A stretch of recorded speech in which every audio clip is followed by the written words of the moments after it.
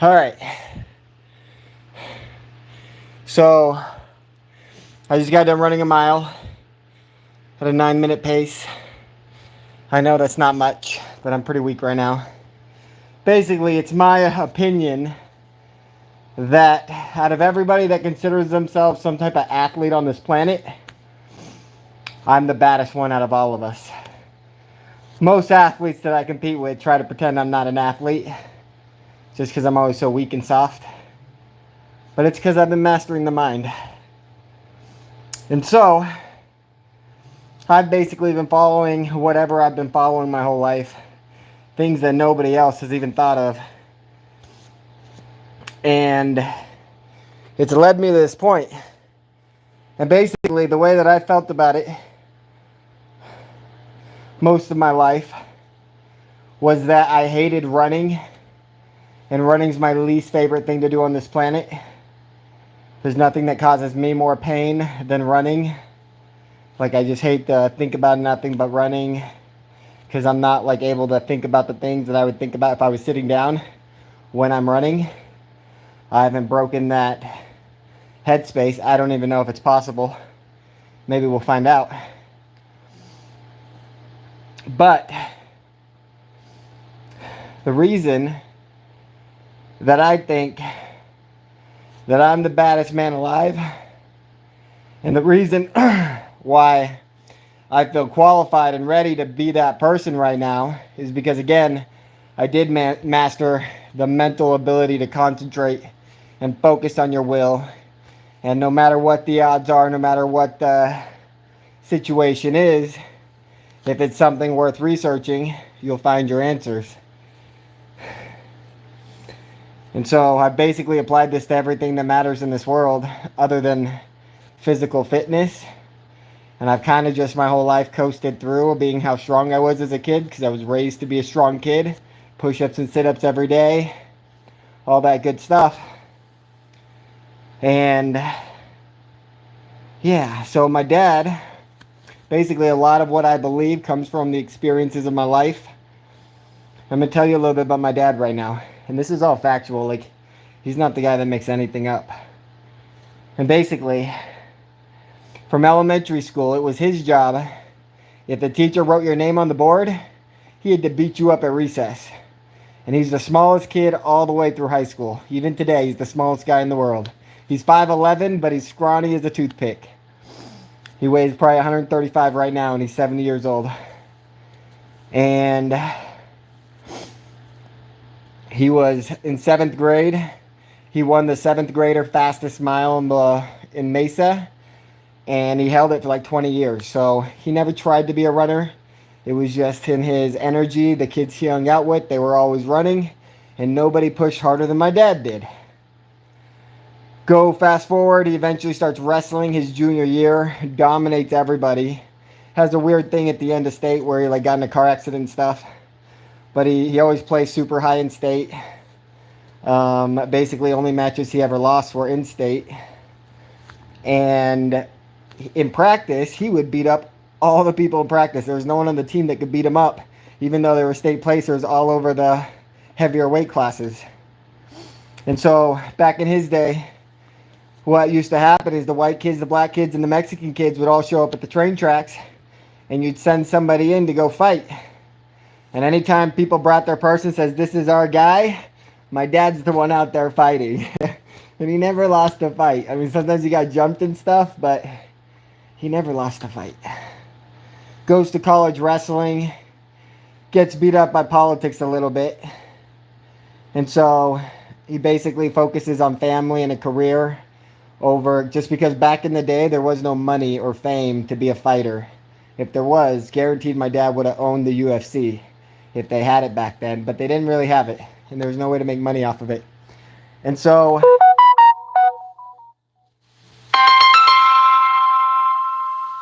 I'm not answering phone calls right now. And so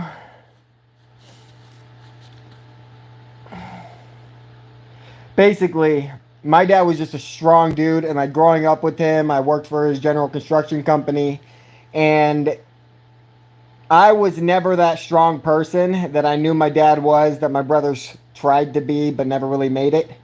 But I just didn't care about the physical aspects to it because I felt like it'd be more work to go become the physical dominant beast of the world than it would to go master the money or a business or whatever. And that one day I was going to master the physical dominance when I had the money. And as soon as I got the money, then I was going to do it under a comfortable umbrella. And basically,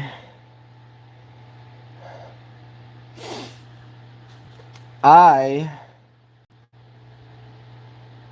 am I've already done everything else. So I'm at this point where I've done everything that I could imagine that was worthy to do in my life except for this thing.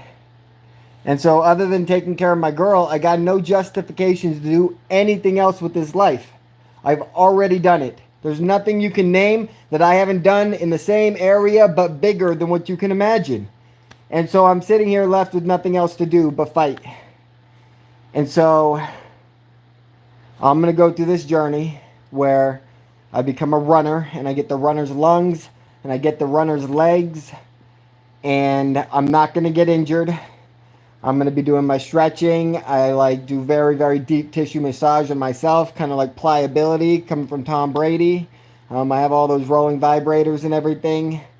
And I'm just going to beat my body down, give it all of its proteins and nutrients that it needs. And it's going to build back up. And it's going to build stronger than I've ever been in my life.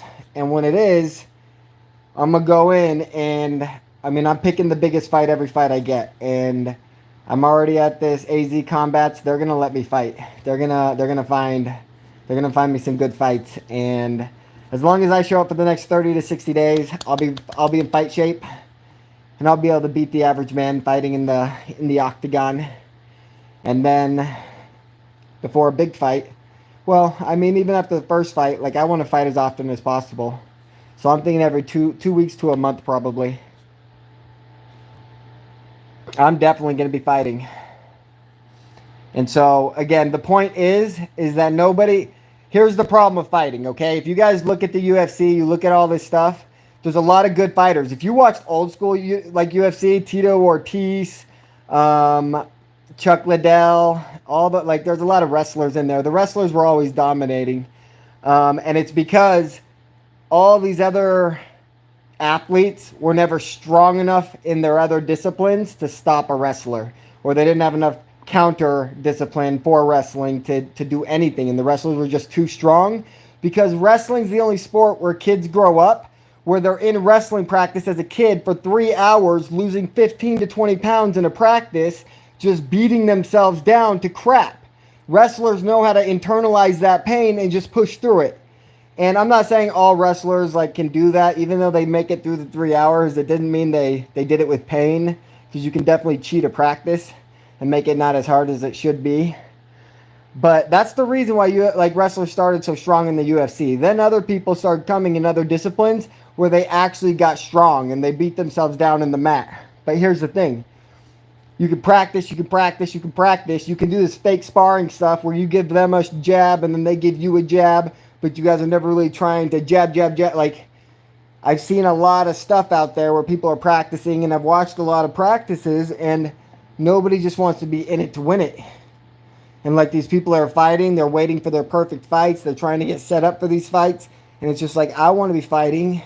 I want to do a fight where 5 professional fighters are all fighting against me and they all get 5-minute rounds unless I knock them out or tap them out or something in the round. Then I go straight to the next guy.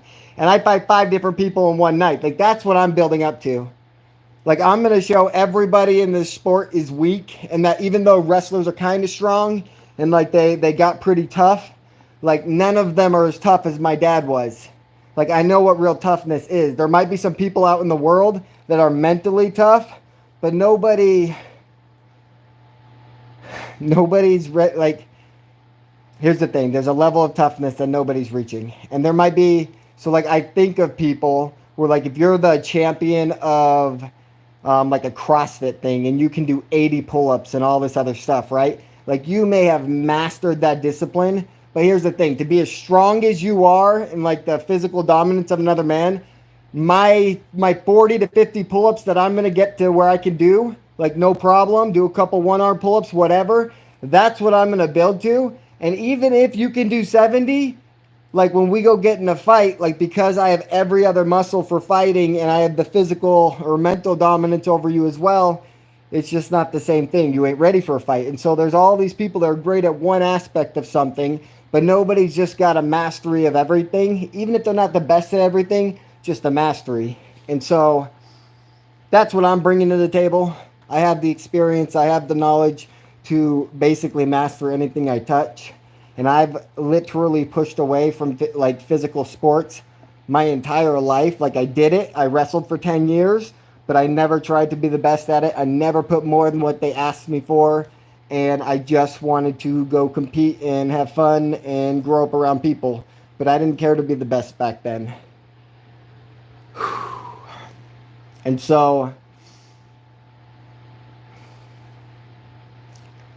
I think the last part of the fighting aspect is there's a thing to, so in wrestling, like the best way I could describe my wrestling experience was I did pretty well against people that I wrestled. If they weren't an athlete, I pinned them in the first round every single time. I just took them down, I did a chicken wing, and I stacked them up, and it was just quick, quick, quick all the time. If they were an athlete and they were like a state placer and they were supposed to beat me, like I got this crazy nerves in my stomach and my heart, and like my legs would lock up and I had no leg strength. But to be fair, I really never have leg strength. And so I think it was more like my strength was truly exposing itself, and I knew I was just about to be outclassed, and it locked me up. And so I couldn't even give it a fight, and I would get teched often by like the state champions and placers. Like they could never pin me, but they would tech me often. And so I was never ready for the spotlight. It wasn't something that I wanted. But as time has passed on, and as I've done all these great feats in my life, between building a business that did 20 million in revenue, roofing out in a, so basically let me explain this. I got into American Ninja Warrior a little bit, and I got to where I was doing 23 pull-ups without letting go of the bar. So I do like one arm hangs, but like with one arm hangs, I got to where I could do 23 pull-ups. Then me and my buddy did this like body lifting program, and I think we did it for 2.5 months. We were shooting for 4 months, but we did it for 2.5 months. I gained 15 pounds of muscle. I grew from squats from probably, I started at like 160 and I got to probably 210. I went from bench on probably 140 and I got to like 175, and I just like grew through the program. I started out really low just because I never did weightlifting. I took the class, but I never took the supplements and tried to actually build muscle. Like I'd always do, like I'd focus on more reps than weight. And that's not what weightlifting's about. And so I've done these things in my life where I built muscle under my body. I got relatively strong. And then like with that, I got into roofing. And so it got to a point where I needed to make money. And I started roofing, and it was in Arizona, and I was going probably, on average, probably 12 hours a day. So some days were 10 hours, some days were probably 14 to 16 hours, where I would set up floodlights when the sun went down, and I'd just keep going and going. And this was through the summer, start at 4 or 5 in the morning sometimes, and just really never stop. And I went from 155 pounds all the way down to 125, and I was like, as a 125 pounder, like that was like the most I've ever been ready to go in a cage and fight. And I probably would have done pretty good because I just put myself through 6 months it was probably 3 months of torture, just roofing before I actually started working on building my own business. And yeah, that was a good experience for me. But then it started becoming about money, and then that's when we did 20 million in revenue over the next 4 years, and I started working on my life insurance stuff again, and then I got into the stock market. And so this is really just me circling back to a former version of myself. Like I know how to dig into the pain. I know how to get strong. I'm just like the softest I've ever been in my whole life. So this hurts more than I've done in a lot. But I'm gonna fight through it, and yeah, you'll see me soon. I mean, I'm gonna start taking pictures and stuff, but I'm gonna have a total body transformation. I'm gonna get to the two things that I've never really done physically in my life is be flexible and have leg strength. And I don't mean necessarily squatting strength because I got a little bit of that. And I can play basketball and run up and down the courts as much as anybody, but just like strong physical leg strength to push through and run and run and run, and it not just completely crush my legs. And everyone in my family has already done it, but I decided to skip that as a kid for whatever reason. I had a lot of injuries as a kid. I had my pelvis broken, my leg broken as a really young kid, and so maybe I just didn't run as much as everybody else, and it took an effect on my later life. I really don't know. I personally just felt like it's because I hated running, but maybe there's more to it. I don't really care. I've already seen enough in my life to know anything I need to do, I can do. And this has become like, it's feeling like a need right now. And I hate running the mile, but I keep running the mile. That's the mile I just ran is my fourth mile. Um, and in a little bit, I get, like, I'm hoping I can, like, David Goggins it and be running my marathon, couple hour marathon or whatever on my treadmill as I'm talking to everybody. I don't know if that's going to be a thing or not, but we'll see. We'll see.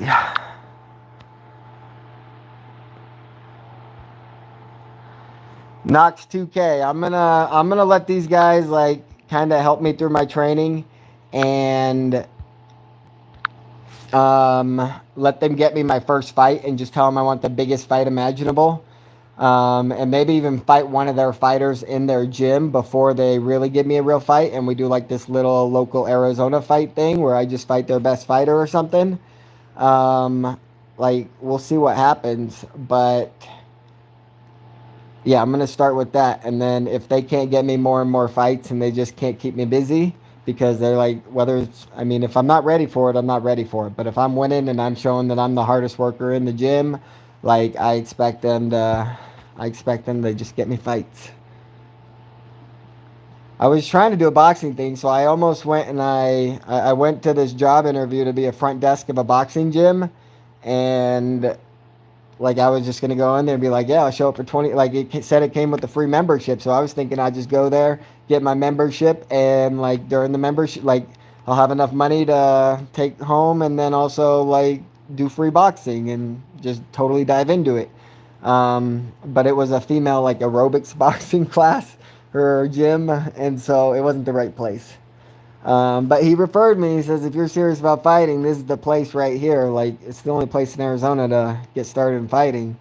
And they got 500 members there, and that they got people in the UFC, they got people in the Bellator, and yeah, like they'll give you what you can take. And so if I can't beat everybody in that gym, then I'm probably not ready. But like, as soon as I feel physically endurance, I want the fight with the best fighter in the gym who's ready to fight.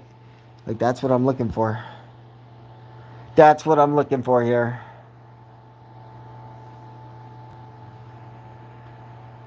I have been watching some street beefs. There's also this UK thing that I've been watching where they call it like if you just YouTube like hard sparring, and it's like they're the number one thing that comes up. It looks interesting, but it just looks like it needs to be more like I don't know. I want to do it. Like there's some guys in there that just look like they're bullying some soft guys, and I don't like the way that they bully it neither. Like, if I'm gonna bully you because you're not as good as a fighter as me, I'm gonna bust up your ribs until you're done. But I'm not gonna be going for a bunch of headshots on somebody that just ain't ready for it. Or if I am, I'm gonna be like pulling those punches. Ain't nobody need to be taking unnecessary headshots. I don't understand that. And so I look forward to sparring with the people that like to do that stuff because I'm gonna get mean on them. I'm gonna get so mean to the people that think they can bully me with headshots. Oh man. AMC's looking pretty good though. That's nice. The volume picked up again. I was a little worried the volume because the volume only hit like 60 million on Friday. And so I was a little worried the volume might go down, but I don't know. Volume picked up. Volume picking up is always a good thing because that means somebody behind the scenes is selling shares to keep the price down.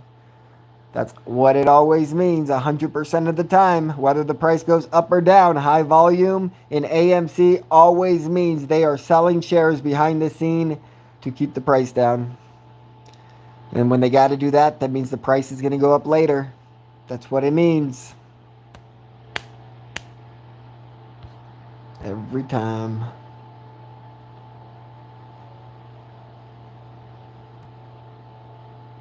All right, people.